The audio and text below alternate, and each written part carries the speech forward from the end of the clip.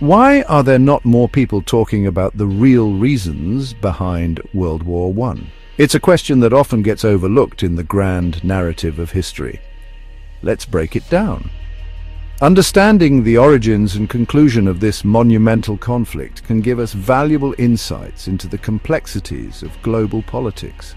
World War I, often referred to as the Great War, kicked off in 1914. But why did it start in the first place? What were the underlying causes that led to such a massive and devastating conflict? A tangled mix of nationalism, imperialism, militarism, and alliances created a volatile environment in Europe. These elements were like dry tinder, waiting for a spark to ignite a massive blaze. And of course, the assassination of Archduke Franz Ferdinand was that spark. This event set off a chain reaction that pulled multiple countries into the fray. Here's how it went down. Nationalism ramped up tensions across Europe. Countries were fiercely proud of their identities and were willing to go to great lengths to defend them. Nationalism ramped up tensions across Europe, creating an atmosphere of distrust and rivalry. Countries like Germany, Austria-Hungary, and the Ottoman Empire faced independence movements. These empires were struggling to maintain control over diverse populations that yearned for self-determination. Meanwhile, imperialism had Britain, France, and Germany in a fierce race for colonies. The competition for global dominance added another layer of tension. Militarism didn't help either. The major powers were amassing huge armies and stockpiling weapons, preparing for a conflict they believed was inevitable. The major powers were amassing huge armies. This arms race created a sense of impending doom as nations prepared for the worst. Then there were the alliances, the Triple Alliance and the Triple Entente. These alliances meant that any conflict involving one country could quickly escalate to involve many others. If one country was attacked, the others jumped in. This web of alliances turned a regional conflict into a world war. Chaos, right?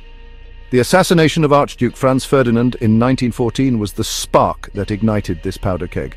Archduke Franz Ferdinand's assassination in 1914 was the spark. Austria-Hungary blamed Serbia and declared war. Russia, bound by its alliance with Serbia, mobilized its forces. Austria-Hungary blamed Serbia and declared war. Russia defended Serbia. This set off a chain reaction of alliances being activated. Germany declared war on Russia and France, invading Belgium. This invasion prompted the UK to enter the war. The UK then declared war on Germany. The conflict quickly spread, engulfing much of Europe and beyond. Fast forward to 1918. After 4 brutal years of trench warfare, massive casualties and widespread destruction, the world was weary of conflict.